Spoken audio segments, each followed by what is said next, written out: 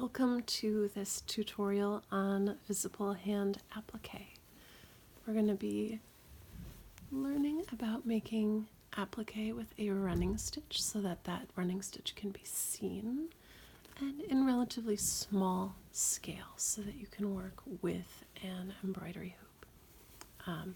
Certainly there are slightly different techniques that go into this very large scale applique. So working improvisationally, I am going to cut a circle of this yellow silk dyed by my collaborator on my trip that I have coming up in France soon. Her name's Heidi, and so I just want to make sure that my piece of fabric is not too big to go inside of that embroidery hoop.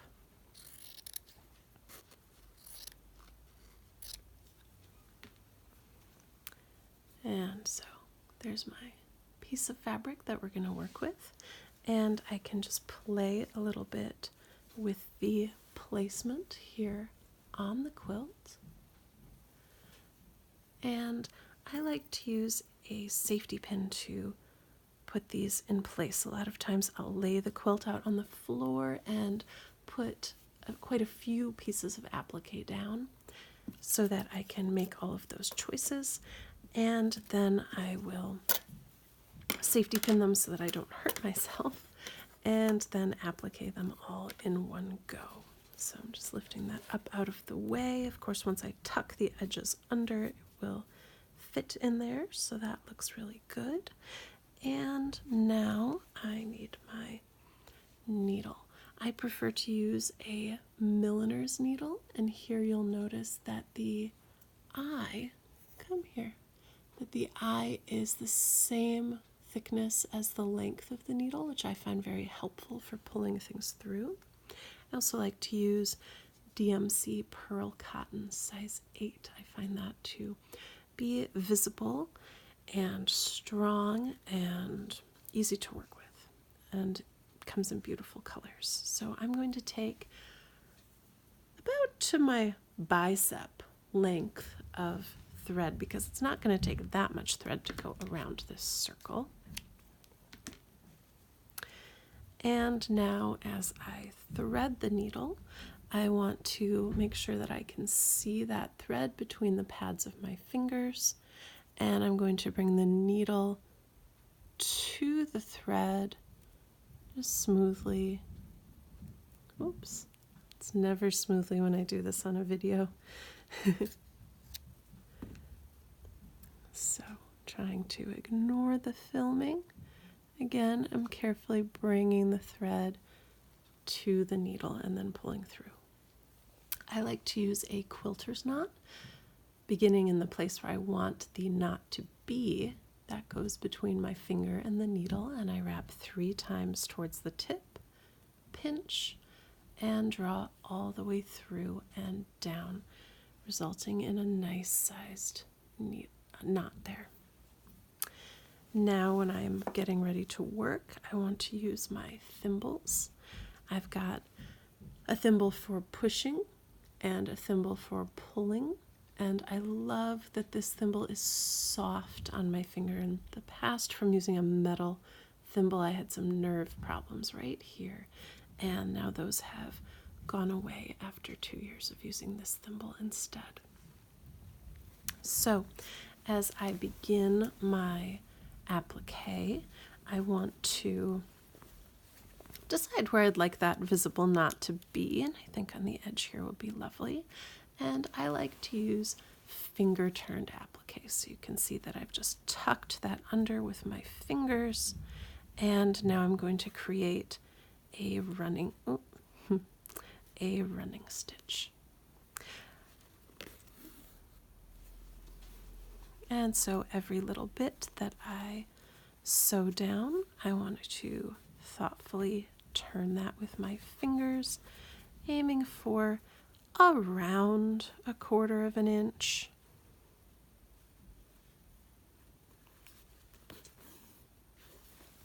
You'll also notice as I sew that a lot of the movement of that creates the stitch is actually coming from my left hand, guiding that fabric up and down in contrast to the needle, as opposed to a rocking movement coming just from the needle itself. So we can take a look at that again.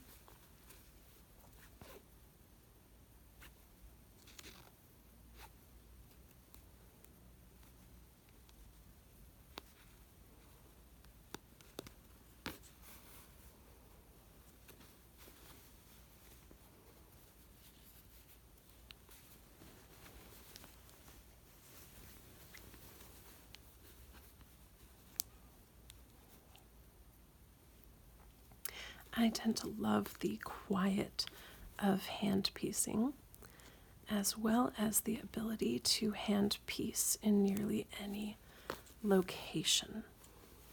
So that, among other things, is so nice to not listen to the sometimes oppressive sound of the sewing machine, and certainly it frees me up to be able to listen to something of my choice. Here I made kind of a big stitch actually, so I'm just going to back stitch rather than forward stitch so that I can get that to look a little bit more elegant. Oh. And so when I am sewing, a lot of the times I will listen to a podcast or something on YouTube, and I find that it is a wonderful way to learn about the world, about new ideas, about concepts in art making. And you'll notice that this email blast of mine has a lot of links to really cool, interesting things. And that's this type of stuff that I would often choose to watch or listen to while I'm hand piecing. I also write in the newsletter about how in improvisation you've got to keep moving forward. There isn't a lot of time to fuss and decide and deal with decision fatigue, and it's important to realize that it's very slow to sew things down. And so when you're sewing something, that is the moment to contemplate one's next move, to decide, the colors, the direction, to just feel the work of art. And so here I'm just making sure that that's going to lay nice and flat when I get all the way around the edge. So this time spent sewing can be a very important time in the work for planning and deciding what happens. And so now I'm about to pull through for the last time. This is the place where I'm going to make my knot. Certainly I can also remove my safety pin at this point. So I enjoy using something called a quilter's knot. So I make, oh no, the quilter's knot was before. This is a tailor's knot. So I've made a loop and then I pull through, and I like to do that twice anytime I'm finishing a knot. So loop, press with my finger, and pull through. And then I can trim that second tail. And you'll notice that that is laying flat and looking quite nice. And especially once it's been quilted down, it is going to look even more lovely. But this is one of several techniques that I enjoy for visible piecing. Certainly this is also hand pieced, and you can see very slightly that it's been visibly, or that it's been hand pieced. Some new innovations that I'm making are embedding a piece of lace in between that edge.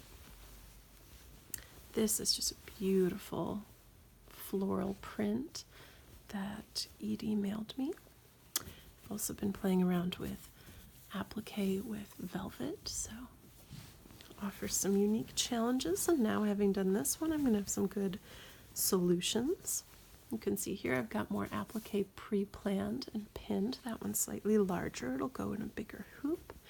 This lace, I'm just going to quilt over it. So this is the extent to which it's appliqued down. And let's see. Right here is another different technique. So you can see that's not a running stitch. And so things like that will be covered in a lot of my classes as an option for visible hand piecing. I hope that you enjoy sewing, that you enjoy reading the newsletter, and look forward to getting to work with you guys more digitally or connecting on the newsletter or on Instagram or maybe at a future class if we're able to manifest it together. So thank you and have a wonderful rest of your day.